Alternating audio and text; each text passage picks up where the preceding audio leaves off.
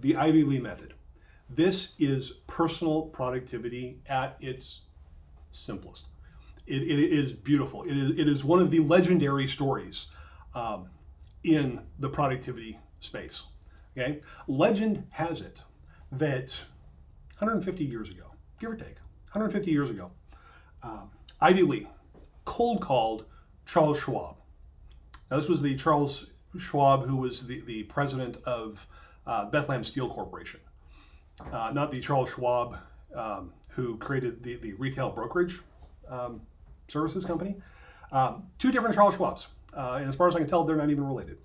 Anyway, Ivy Lee cold calls Charles Schwab, who was one of the most powerful and influential men in America at the time. He just cold calls on him and says, hey, Mr. Schwab, what would it be worth to you if I could increase the productivity of your executive team by 20%? What would that be worth to you?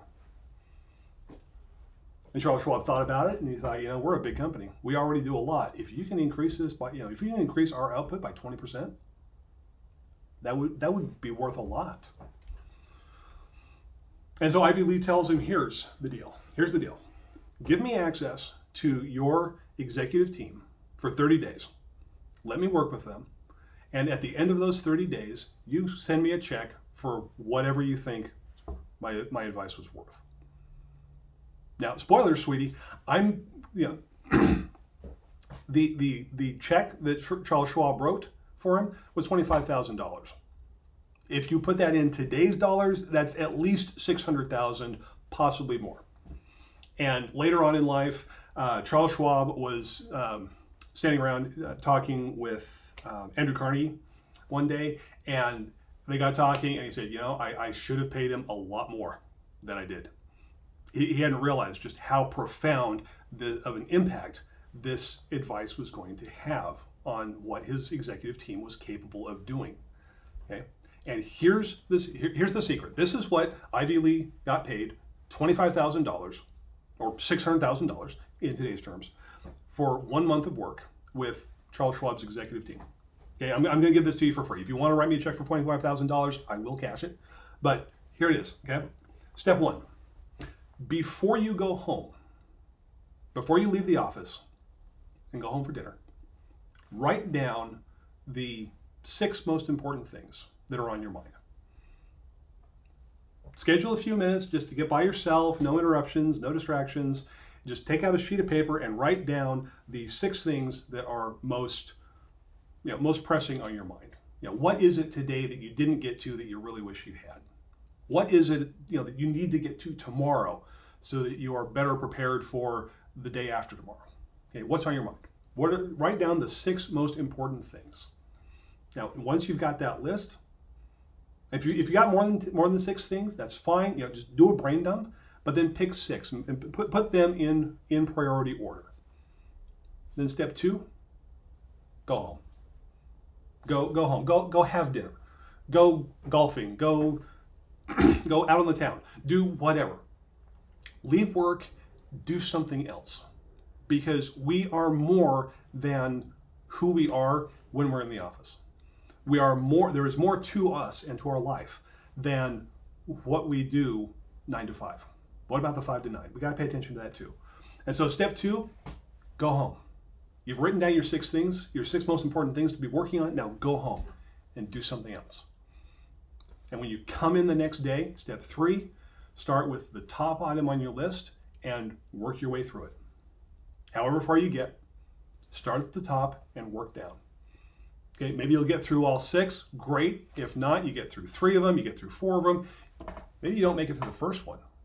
Maybe you spend all day working on that first thing on your list. You know what the beautiful thing about that is?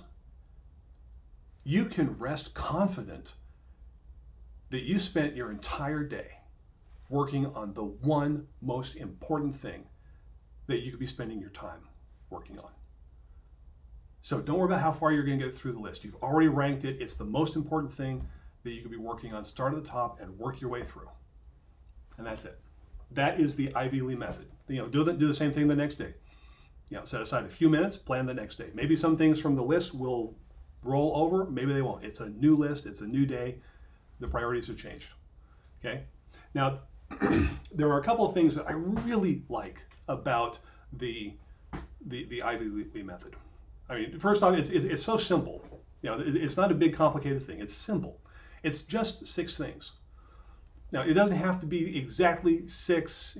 Our work is different for each of us. Maybe you think in terms of smaller tasks or bigger tasks. Maybe that number adjusts a bit. But it's a relatively small number of tasks that have your attention. Something small enough that it's achievable. It's something that we can actually accomplish. We can work on. We can make progress on it, and it's something that we can manage.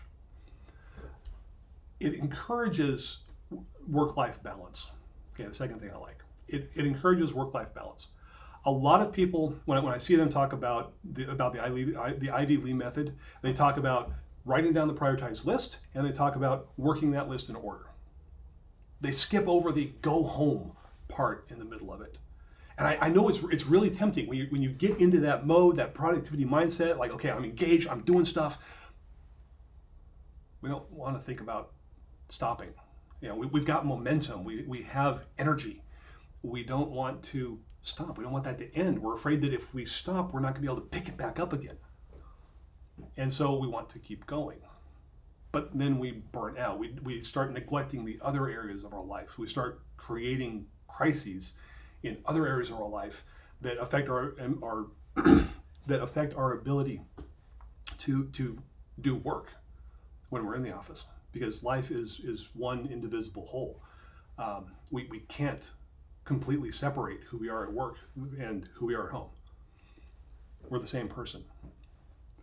And so, the Ivy Lee method, as simple as it is, it builds work-life management, work-life balance into the system. As simple as it is. It's wonderful. The third thing that I like about it is the end-of-day perspective that it gives you. There is something just different about how our brains are working at the end of the day versus at the beginning of the day. And at the end of the day, we are more aware of the true importance of things. When we wait until the morning to plan what we're going to be doing today, for some reason we're more susceptible to the urgency of things. Whatever is screaming loudest for our attention, that's what we're going to work on. That's what we're going to give our attention to.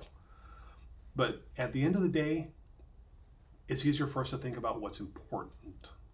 And that's what we need to focus on long term. Now, sometimes what's urgent is important. Quadrant 1 is a place. And by taking care of something that's important before it becomes urgent, well, that keeps it out of the way. That lets us just keep up that momentum. Lets us keep going. At the end of the day, we have a more realistic understanding of just how much we can do in a day. Because we've just been on the battlefield for 8 hours, for 10 hours, however long our shift is. We've just been on the battlefield. We've just come off of the field, and now we're sitting there, reflecting on it. We know how much time we were able to spend on our plan. We know how much we got interrupted, and so we just have a better balance of how much we can fit in, so we don't overwhelm ourselves. Okay, I couldn't tell you the number of times I do my planning over the weekend and for the coming week, and I think about, okay, I need to.